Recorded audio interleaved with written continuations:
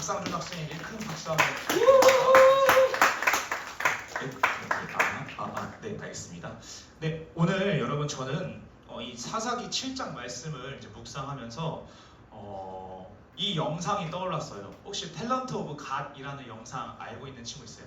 탤런트 오브 갓? 미국 프로그램인데 탤런트 오브 갓 뭐야? 신의 재능, 신의 달란트를 가진 사람들, 즉 엄청난 능력자들이 이렇게 나와서 자신의 실력을 이렇게 뽐냅니다. 저는 오늘 사사기 말씀을 묵상하면서 그 영상이 떠올랐습니다. 가지고 왔는데요. 그 영상이 과연 무엇인지, 특별히 여러분들이 심사위원들의 표정들, 그리고 거기 있는 청중들의 그 모습들에 좀 집중해 주시면 감사하겠습니다. 영상 보고 계속해서 말씀 이어가도록 하겠습니다.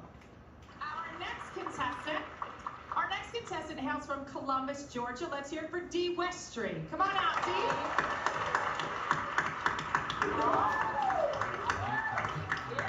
All right. So, what is your talent? What will you be performing today? I'm a speed painter, and I'm going to do a painting in a minute and a half or less. All right. Here we go. Let's hear it for Dee Westry.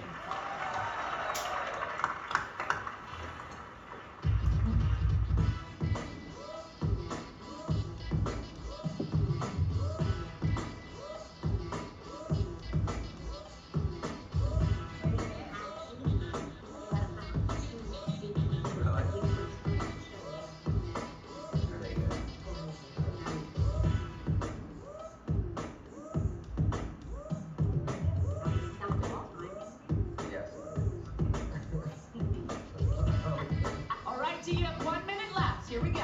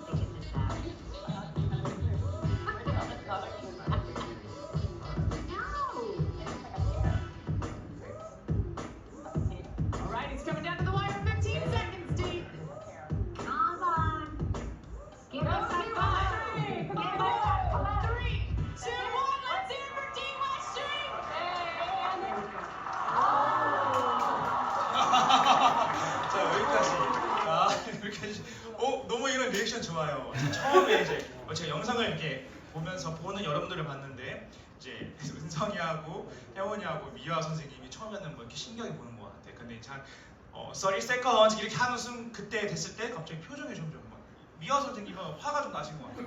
지금 뭐 하는 거야? 지금 뭐 하는 거야? 했는데 알고 봤더니 이 그림을 거꾸로 이렇게 뒤집어 보니까 그 심사위원 중에 한 명의 그림을 그렸던 거죠. 저는 이 하나님의 일하심은 오늘 말씀의 사사기에 등장하는 하나님의 일하심은 이 영상이라고 생각해요. 하나님께서 이스라엘 백성들을 승리하게 한다는 것은 저와 여러분 하나님이 어떤 존재인지 알면 우리 예측할 수 있잖아. 이스라엘에게 하나님께서 함께 하셨다라고 한다면 곧 무슨 말이야? 패배했다, 승리했다.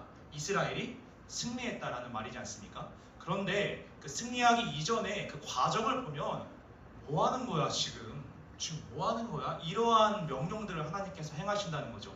영상을 보면 한 심사위원들은 what? 이런 표정을 짓기도 하고 턱을 개기도 합니다. 그리고 청중들은요 환호성을 지르는 것이 아니라 지금 뭐 하는지 이렇게 잠잠고 그냥 보고만 있어요. 이 스피드 페인터가 무엇을 그리는지 알 수가 없었어요. 예상할 수 없었어요. 예측하기 어려웠습니다. 그래서 사람들은 뭐 하는 거야? 라는 마음을 갖고 있었는데 완성된 그림을 뒤집어 보니까 엄청난 걸작, 놀라운 멋진 그림이 이렇게 보였다라는 거죠. 하나님의 일하심은 이런 것 같습니다. 하나님은요 승리하기 전에 꼭 말도 안 되는 지금 뭐 하는 거야? 하나님 지금 왜 이런 명령을 우리들에게 행하시는 거지? 라고 할 만한 기괴한 명령들을 할 때가 있습니다.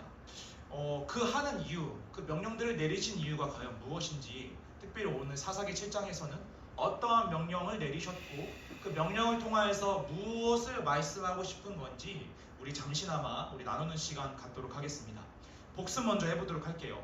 이스라엘의 12명의 사사 중에서 5번째 사사 하나님께서 기드온을 택하셨습니다. 여러분, 기드온은 어떤 사람이었습니까? 용감한 사람이었을까요? 용감하지 않는 사람이었을까요? 기드온은 용감하지 않는 사람이었습니다. 그는 첫 번째 어떤 사람이었냐면 겁이 많은 사람이었던 것 같아요. 그는 밀타작을 하는데 어디서 하냐면 포도주 틀에서 밀타작을 합니다.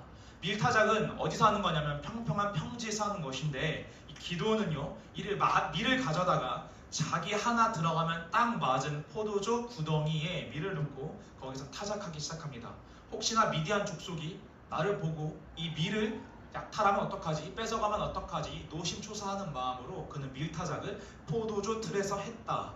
즉 기드온은요 용감하기보다는 겁이 많고 용감하기보다는 위축된 사람이었다는 것을 우리는 예측할 수 있습니다. 두 번째, 기드온은 어떤 사람이었는가? 하나님께서 말씀하시죠. 기드온아, 내가 너를 사사로 택하겠노라 이렇게 말씀하셨는데 기드온의 반응 어땠습니까? Yes, I can do it 이렇게 말했습니까? 아니죠. 나는 못합니다. 12지파 중에 므낫세 지파가 가장 작은데 나는 므낫세 지파입니다. 그 중에서 므낫세 지파 중에서도 가장 약한 가문의 아들이 바로 납니다. 나는 못해요. 나는 못해요. 나는 못해요. 겁이 많고 징징거리는 사람이었다라는 거죠. 세 번째, 기드온은 어떤 사람이었나? 남 탓을 많이 하는 사람, 하나님 탓으로 모든 어려움을 돌리는 사람이었다라는 거죠. 하나님께서 함께 하시지 않으니까 이런 어려움이 있는 것 아닙니까? 하나님께서 우리를 돕지 않으니까 우리들에게 이런 어려움이 있는 것 아닙니까? 우리들이 미디안 족속으로부터 그 양아치로부터 모든 것을 뺏긴 빈털터리 인생을 살아가는 것은 우리들의 잘못이 아니라 당신의 부재 때문입니다 라면서 하나님을 손가락질했던 사람이 바로 기드온이었다라는 것을 우리 지난주에 나눴습니다. 지난주는 기드온을 사사로 사용하시는 하나님에 대해서 말씀을 나눴다면 오늘은 그 겁쟁이 기드온을 큰 용사여 라면서 O mighty man of valor, 너는 마이티한 존재야. 너는 내가 너와 함께 있으니 놀라운 큰 용사만이 할 수 있는 일들을 행할 것이야 라는 이 말씀이 성취되는 이야기가 바로 오늘 말씀입니다. 드디어 이스라엘 백성들과 미디안 족속이 이제 맞짱을 뜹니다. 이제 곧 있으면 싸우게 되는데 동쪽에는 미디안 족속이 있었고 서쪽에는 이스라엘 백성들과 기드온이 딱 진을 치고 전투를 준비합니다. 곧 내일 혹은 내일 모레가 되면 이제 싸울 거예요. 자, 이때 싸우기 전에 인구 조사를 합니다. 이스라엘 백성들이 인구 조사를 해요. 우리 병사들 몇 명 있을까 했더니 32,000명이 있습니다. 미디안 대군들 우리 병사들은 몇 명 있을까 인구 조사를 했는데 135,000명이 있습니다. 자, 만약에 김미화 선생님이 이스라엘의 지금 기드온이에요. 자, 기드온이에요. 선생님들의 지금 병사들은 32,000명. 저 양아치 미디안 족속들은 135,000명. 선생님은 어떤 명령을 내리실 거예요? 화 힘내라 힘 이렇게 하실 거예요? 어떻게 하실 거예요? 도망가자. 다 도망가자. 자, 오준서 너가 리더야. 너 리더야. 나는 리더다. 한번 따라해봐. 나는 리더다. 너 리더야. 너라면 여기서 어떤 명령을 행할 거야? 화이팅! 뭐 이런 거 할 거야? 어떻게 할 거야? 32,000명, 135,000명. 도망가라. 뭐 어떤 친구는 이러더라고요. 한 사람당 5명씩만 잡자. 이러면 뭐 135,000명 이길 수 있다. 이러는데 사실 말도 안 되죠. 기드온은 걱정이 많았을 것 같아요. 하나님, 135,000명, 우린 32,000명. 어떻게 이겨야 될까요? 나는 못해요. 하나님, 도와주세요. 기도를 했겠죠. 그랬더니 하나님께서 기가 막힌 명령을 행하십니다. 그 명령이 무엇인지 우리 사사기 7장 3절 말씀 한번 읽어보겠습니다. 사사기 7장 3절 말씀입니다. 함께 읽겠습니다. 시작. 누구든지 두려워 떠는 자는 길르앗 산을 떠나 돌아가라 하라 하시니 이에 돌아간 백성이 남은 자가 10,000명이었더라. 하나님의 기가 막힌 명령. 그것은 내가 너에게 뭐 20만 명의 지원군을 보내줄게 이게 아니었어요. 하나님의 기가 막힌 명령은 무엇이었냐면 32,000명 너무 많다. 인원이 너무 많다. 너희는 기드온아 너는 이스라엘 백성들에게 가서 나 억지로 지금 전투하기 위해 끌려왔어요. 나 무서워요. 집으로 돌아가고 싶어요. 하는 사람들 다 보내라 라고 말합니다. 32,000명 중에 22,000명이 집으로 가고 싶어 해서 떠납니다. 기드온 앞에 남은 사람들은요, 병사 10,000명이었습니다. 기드온의 입장에서 이해가 되지 않았을 것 같아요. 하나님 도대체 뭐 하는 겁니까? 당신 지금 뭐 하는 거야? 하나님께 따지지 않았을까 싶습니다. 그런데 하나님께서는요, 이어서 이렇게 말씀하세요. 10,000명밖에 없는 기드온에게 이어서 이렇게 말씀하십니다. 우리 5절에서 6절 말씀인데 여러분 중요합니다. 하나님의 말씀 한번 읽어보겠습니다. 시작. 그래서 기드온은 사람들을 물가로 데리고 갔습니다. 그때 여호와께서 기드온에게 말씀하셨습니다. 사람들을 두 편으로 나누어라. 개처럼 혀로 물을 핥아먹는 사람과 무릎을 꿇고 물을 먹는 사람을 구별하여 각각 다른 편에 두어라. 여호와의 명령대로 물을 먹는 사람을 보았습니다. 물을 손에 담아가지고 핥아먹는 사람은 300명이었고 나머지 사람들은 모두 무릎을 꿇고 물을 먹었습니다. 아멘. 무슨 말이냐면 10,000명이 남습니다. 이때 하나님께서 말씀하시기에 이 사람들을 데리고 물가로 가라. 그곳에서 어떤 부류는 개처럼 물가에다 코를 박고 혀로 핥아 먹을 것이다. 물을 마실 것이고 다른 사람들은 어떤 사람들은 무릎 꿇고 손으로 물을 떠서 자신의 입으로 가져와서 물을 마실 것이다. 너는 개처럼 물을 핥아 먹는 사람들을 집으로 보내라 라고 말합니다. 자, 상우가 10,000명 중에 수학 문제야. 10,000명 중에 9,700명이 개처럼 물을 핥아서 먹었어. 자, 몇 명이 남았게? 300명. 자, 300명. 기드온 눈앞에 남은 병사들은 300명이었습니다. 300대 13만 5천명. 어떻게 싸워서 이길 수 있는가? 싸워서 이길 수 있는 방법은 한 가지입니다. 이스라엘 백성들이 미사일 혹은 원자폭탄을 갖고 있으면 싸워서 이길 수 있습니다. 그런데 말이 안 되죠. 이 5,000년 전에 원자폭탄과 미사일은 없었으니까. 어떻게 이길 수 있는가? 좋은 무기를 가지면 이길 수 있지 않을까라고 기드온이 생각하는 찰나에 하나님께서 그에게 다음과 같이 말씀하십니다. 하나님의 두 번째 명령입니다. 우리 사사기 7장 16절 말씀 읽겠습니다. 준비 시작.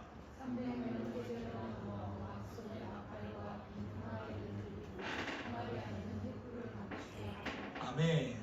하나님 도대체 뭐 하는 거예요? 당신 뭐 하는 신이야? 저라면 이렇게 따졌을 것 같아요. 하나님 지금 뭐 하자는 겁니까? 전투를 하자는 거야? 말자는 거야? 지금 나를 놀리고 있는 거야? 뭐 하자는 거야? 32,000명 중에서 22,000명 집으로 보냈고 10,000명 중에서 9,700명 개처럼 물을 핥아먹는다고 집으로 보냈습니다. 300명 남았는데 무기라도 좋은 거 주면은 다행인데 하나님께서 무엇이라고 말씀하시냐면 내가 너희에게 무기를 줄게. 그거는 너희들이 무기를 준비해라. 어떤 무기냐면 날카로운 검도 아니고 활도 아니고 방패도 아니고 나팔과 빈 항아리와 횃불을 들고 너희들은 내일 전투에 임해라 라고 말씀하십니다. 칼이나 방패, 화살 이거 아니라 너희들이 싸울 때 필요한 무기는 무엇이냐면 이 300명 기드온의 용사들아 너희들이 갖춰야 될 것은 나팔이요 빈 항아리요 횃불이다 라고 그들에게 말씀하시는 거죠. 지금 뭐 하시는 겁니까 하나님? 지금 뭐 하자는 겁니까? 여러분 이 하나님의 명령 두 가지를 정리해보면 이렇게 볼 수 있습니다. 자, 첫 번째는 인원이 너무 많다. 인원을 죽여라. 이게 하나님의 명령.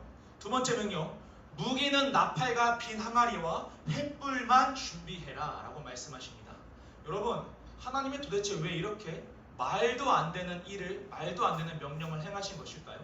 이것은요 이스라엘이 지금 어떤 상황에 처했는지 몰라서 이런 말도 안 되는 명령을 행하신 게 아닙니다. 이스라엘 백성들이 지금 이런 어려움에 처한 상황을 몰라서 하나님께서 이런 말씀을 하신 것이 아닙니다. 하나님께서 이스라엘 백성들에게 들과 함께 있어서 그들에게 승리를 주실 것인데 그 전에 이스라엘 백성들에게 확인하고 싶은 것이 있었기 때문입니다. 사실 기드온 백성들이 300명이든 30명이든 3명이든 그다지 중요하지 않아요. 이 인원수가 승패를 주관하지 않습니다. 기드온 백성 미디안 족속들이 13만 5천 명이든 135만 명이든 1억 3,500만 명이든 중요하지 않아요. 왜냐하면 하나님이 이스라엘 편에 서 있기 때문입니다. 하나님이 이스라엘과 함께 하셨기 때문입니다. 그래서 그들이 무기가 좋든지 나쁘든지 인원수가 많든지 적든지는 승패에 큰 영향을 끼치지 않습니다. 하나님이 그들과 함께 하셨기 때문에. 그런데 하나님께서 승패를 내가 너에게 승리를 줄게. 이것을 알고 있음에도 불구하고 하나님께서는요, 이스라엘 백성들에게 시험을 내십니다. 명령을 내린다는 거죠. 인원이 너무 많으니 인원을 줄여라. 무기는 나팔과 비행항아리와 횃불을 가져서 너희들은 쳐들어가라. 그리하면 너희들이 승리하게 될 것이다. 하나님은 그냥 순탄하게 승리를 이끄실 수 있었는데 구태여 이런 말도 안 되는 명령을 행하신 이유가 무엇일까요? 그거는요, 하나님께서 확인하고 싶은 것이 있었기 때문입니다. 무엇을 확인하고 싶었냐면, 따라해 봅시다. 순종. 하나님은 기도원과 이스라엘 백성들에게 순종을 확인하고 싶어서 이런 명령을 내렸다라는 겁니다. 여러분, 이거 정말 중요한 것 같아요. 그냥 말씀뿐만 아니라 여러분들이 앞으로 살아가면서 순종이라는 단어는 매우 중요합니다. 이스라엘 백성들은요, 역사적으로 실제로 진짜 쌈딱이었어. 무슨 말이냐면 엄청나게 많은 싸움을 했거든. 우리나라가 참 외세 침략을 많이 당했지만 이스라엘에 비교하면 아무것도 아니야. 이스라엘은 나라가 세워지기 전부터 지금까지 계속해서 싸웁니다. 그런데 하나님께서 이스라엘 백성들을 승리로 이끄시기 전에 확인하시는 것이 있으니 너희들이 내 말을 따르는지, 너희들이 내 말에 순종하는지, 너희들이 내 명령을 지키는지 하나님께서는 반드시 시험하신다라는 겁니다. 여러분, 말씀 한번 읽어보도록 하겠습니다. 사무엘상 15장 22절이에요. 하나님께서 가장 좋아하시는 선물에 대해서 이 말씀은 말합니다. 읽겠습니다. 시작. 여호와께서 번제와 그 밖에 제사 드리는 것을 순종하는 것보다 더 좋아하시겠소.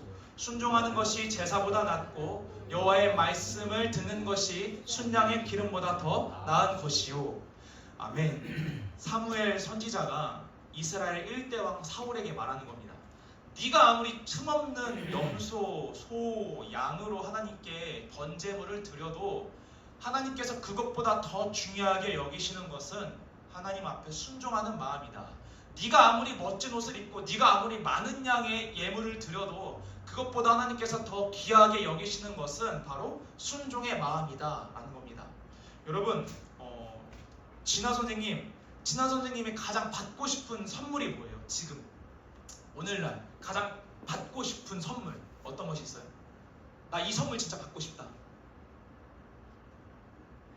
돈이래요. 돈을 갖고 싶다. 오케이. 야, 김혜준, 너 엄마 아빠가 너 원하는 거 딱 하나 선물해 준대. 네가 가장 받고 싶은 선물이 뭐야? 다 가지고 있어서 생각이 안 나. 오케이. 자, 소연이 맞나요? 자, 엄마 아빠가 우리 수미 친구 이름이 뭐죠?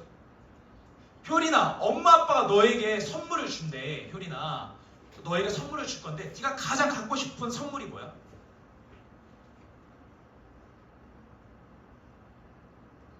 모르겠어요? 저는 아이폰이었어요. 부끄럽지만 제가 중3까지 핸드폰이 없었거든요. 그래서 저는 이제 고1 때 아이폰 하나만 있으면 됩니다 해서 막 아이폰 너무 갖고 싶어요. 어머니가 이제 성적 몇 등 안에 오르면 아이폰 사줄게. 끝내는 아이폰을 못 받았는데, 아무튼 갖고 싶은 선물이 있잖아요. 나를 기쁘게 만드는 선물. 하나님을 가장 기쁘게 만드는 선물이 무엇인가? 그거는 바로 순종이라는 겁니다. 그런데 여러분, 제가 이 순종이라는 단어를요, 고대 이스라엘 언어로 이렇게 봤더니 이런 단어의 뜻을 갖고 있더라고요. 따라해 봅시다. 굴복하다. 하나님께 순종해라. 하나님은 순종을 보신다라는 말은요, 하나님께 굴복해라. 하나님은 굴복함을 보신다라는 말이래요. 여러분, 누가 누구에게 굴복합니까? 강한 자가 약한 자에게 굴복합니까? 아닙니다. 약한 자가 강한 자에게 굴복합니다. 약소국이 강대국에게 굴복합니다. 미련한 자가 지혜로운 자에게 굴복하고요. 많이 적게 갖고 있는 자가 많이 갖고 있는 자에게 굴복하지 않습니까? 하나님은 순종을 원하십니다. 하나님은 굴복을 원하십니다. 무슨 말이냐면, 이스라엘 백성들아, 너는 나에게 굴복해라. 무슨 말이냐면, 나의 강함을 인정하고 나의 힘을 인정하고 나의 전능함을 인정하고 나의 위대함을 인정해라. 너희들의 계획보다 나의 계획이 더욱더 완전하다는 것을 너희들은 인정하고, 너희들의 방향보다 나의 방향이 더욱더 온전하다는 것을 너희들은 인정해라. 너희들의 뜻보다 나의 뜻이 더욱더 완전하다는 것을 너희들은 진정으로 인정해라. 이것이 바로 순종의 의미라는 겁니다. 여러분, 출애굽한 백성들 눈앞에 홍해바다가 있었어요. 뒤에는요 애국 군대가 따라옵니다. 추격해 옵니다. 이때 하나님께서는 애국 군대를 굴복시키기 전에 모세에게 말합니다. 너는 가만히 서서 내가 내게 행할 그 능력을 봐라. 너는 홍해 바다를 향해 두 손을 뻗어라 라고 말합니다. 이거 무슨 의미입니까? 하나님께서는 애국 군대를 굴복시키기 전에 모세, 이스라엘 백성들 너네 나에게 먼저 굴복해라 라고 말씀하시는 겁니다. 여리고성을 여호수아와 이스라엘 백성들이 굴복시키기 전에 하나님께 그들에게 여리고성을 주기 전에 하나님은 여호수아에게 무슨 말씀을 하셨나? 여리고성을 7일 동안 돌아라. 그리고 마지막 날에 나팔을 불고 여호와의 이름을 외쳐라 라고 말합니다. 무슨 말입니까? 내가 너희들에게 여리고 백성들을 굴복시킬 것인데 그 전에 여호수아야 네가 먼저 나에게 굴복해라. 그러면 내가 이것을 너에게 줄 것이다 라고 말씀하는 겁니다. 미디안 족속과 전투 중에 하나님께서는 그들을 굴복시키기 전에 기드온에게 말하는 겁니다. 인원수가 너무 많다. 줄여라. 그리고 무기는 횃불과 나팔과 빈 항아리를 가져라. 무슨 말입니까? 내가 이들을 굴복시키기 전에 너희들이 먼저 나에게 굴복해라. 그러면 내가 이 승리를 너희들에게 허락할 것이다. 여러분, 우리가 이 원리를 꼭 잊지 않았으면 좋겠습니다. 하나님은 이스라엘의 적대국들을 굴복시키기 전에 먼저 이스라엘을 굴복시켰습니다. 하나님은 여러분들에게 승리를 주시기 전에 먼저 여러분들이 굴복하기를 원합니다. 그냥 납작 엎드려서 눈 까라 이게 아니라 너가 진정으로 나의 강함을 인정했으면 좋겠다. 너가 진정으로 내가 지혜로운 존재라는 것을 인정했으면 좋겠다. 너가 진정으로 내가 너의 길을 인도한다는 것을 네가 인정했으면 좋겠다. 하나님께서 원하신다라는 거죠. 기드온과 300 용사들, 하나님 앞에 굴복한 자들은 어떻게 됩니까? 하나님께서 그들을 보호하십니다. 우리 다 함께 20절 말씀 읽어보도록 하겠습니다. 자, 읽겠습니다. 시작. 세 무리로 나누어진 기드온의 군사들이 모두 나팔을 불며 항아리를 깨뜨렸습니다. 그들을 왼손에는 횃불을 들고 오른손에는 나팔을 들었습니다. 그리고 나서 여호와와 기드온을 위한 칼이여 하고 외쳤습니다. 아멘. 여러분 이상하지 않아요? 이스라엘에는 칼이 없었어요. 뭐가 있었습니까? 나팔, 빈 항아리, 그리고 횃불. 그런데 오늘 말씀을 보니까 기드온이 무엇이라고 외치냐면 여호와와 기드온의 칼이다. 자, 길을 비켜라. 여호와의 칼이 나간다라고 말합니다. 무슨 말입니까? 기드온과 이스라엘 백성들 300 용사에게 그들의 손에 쥐어진 칼은 없었으나 대신에 하나님이라는 칼이 있었다라는 겁니다. 그들이 하나님 앞에 굴복하니 그들에게는 무기가 없었습니다. 그런데 대신하여서 하나님이 무기가 되어주셔서 미디안 족속들을 한 명 한 명 베어버립니다. 끝내 7년 동안 이스라엘을 빈털터리 인생으로 살게 만들었던 그 범인들, 미디안 족속들을요 하나님께서 전멸시키십니다. 영화의 우리 성수양부 여러분, 마지막으로 여러분들에게 우리 한 하사에 대해서 이야기를 나누고자 합니다. 이제 여러분들이 이제 군대에 가게 될 거예요. 이제 고3 친구들은 거의 1년 안에 이제 군대를 가게 되고, 우리 중1 친구들은 뭐 7년, 8년 안에 이제 군대를 가게 되는데, 군대에 가게 되면 이제 2등병으로 시작해. 짬찌라고 부르지. 2등병, 그 다음에 1병, 상병.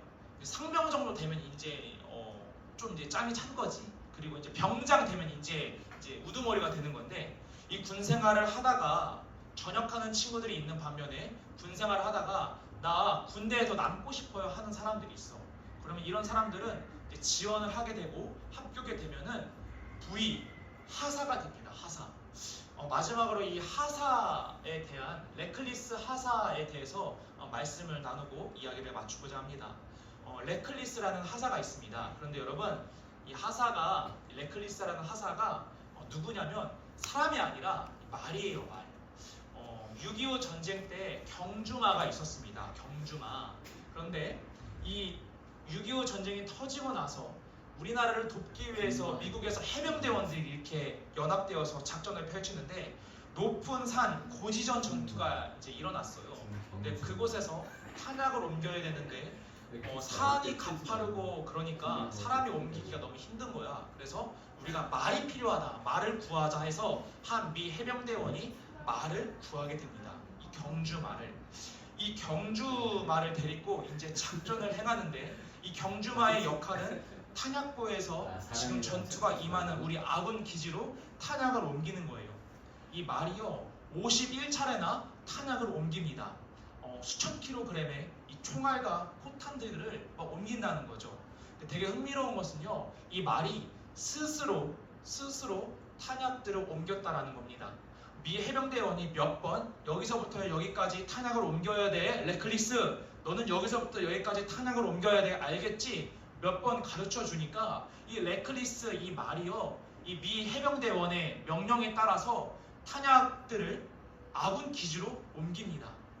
중간중간에 포탄 파편이 터져서 이 말이 다치기도 했는데, 그럼에도 불구하고 이 말은요, 미 해병대원의 명령에 따라서 아픈 다리를 이끌고 쩔뚝거리면서 51차례 탄약을 옮깁니다. 6.25 전쟁이 끝나고 미 해병대는요, 이 말을요 미국으로 데리고 갑니다. 그리고 묵은 훈장 5개를 주고요.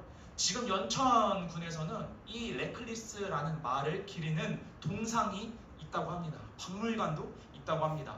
미 해병대원들은 이 명령에 충실한 이 말을요, 하사 계급, 말에게 하사 계급을 부여합니다. 여러분, 저는 이 레클리스 하사의 이야기를 통해서 과연 우리는 하나님의 군사로서 어떻게 쓰임받아야 되는가에 대해서 잠시 생각했습니다. 여러분, 우리는요 군마입니다. 우리는 말 위에 타 있는 지휘관이 아니라 우리는 하나님을 태우는 말이라는 말입니다. 말은요 힘이 좋으면 좋고요, 빠르면 좋죠. 그런데 지휘관을 태운 말에 있어서 가장 중요한 역할은 무엇이냐면, 지휘관의 명령에 따라 지휘관이 원하는 방향으로 나아가는 것이 군마로서 가장 중요한 요소입니다. 아무리 빨라도 아무리 힘이 좋아도 만약에 지휘관을 태우고 장군을 태우고 적군 기지 안으로 들어간다면 그 말은 최악의 말, 가장 위험한 말이 됩니다. 지휘관의 명령에 따라서 탄약고로 옮겼던 레클리스 하사가 그의 공로를 인정받은 것처럼 하나님께서 우리들을 바라보시는 것, 어떤 것을 보시는가? 너희들이 나의 말에 순종하는가? 너희들이 내 명령에 따라 굴복하는가? 너희들이 나의 말씀을 기억하고 움직이는가? 이것을 확인하신다라는 거죠. 바라옵기는 여러분, 우리는 하나님의 군마로서 하나님의 명령에 따라 움직이기를 소망합니다. 우리들의 뜻보다, 우리들의 계획보다 하나님의 뜻과 계획은 더욱더 위대합니다. 우리들의 강함보다 하나님의 약함이 더욱더 위대하고요, 우리들의 지혜로움보다 하나님의 어리석임이 더욱더 큽니다. 이 사실을 기억하면서 여러분들 순간순간마다 여러분들을 위협하는 위대한 군사들이 있을 것입니다. 어렵고 무섭고 힘들 때 하나님께 우리가 기도하기를 원합니다. 말씀을 읽어보고 그 말씀을 통해서 우리들에게 역사하시는 하나님을 의지하면서 나아가기 소망합니다. 굴복하는 자에게 하나님께서 반드시 역사하실 것입니다. 기드온 300용사가 하나님 앞에 굴복했을 때 칼이 되셔서 미디안 족속을 치셨듯이, 여러분들이 하나님 앞에 굴복할 때 하나님이 대신하여 칼이 되셔서 여러분들의 문제들을 해결하실 것입니다. 바라옵기는 한 주 동안 하나님의 군마로서 하나님 앞에 순종하는 자, 굴복하는 자가 되시기를 주님의 이름으로 소망합니다. 이 시간 우리 잠깐 찬양하도록 하겠습니다. 불 좀 꺼주시고요.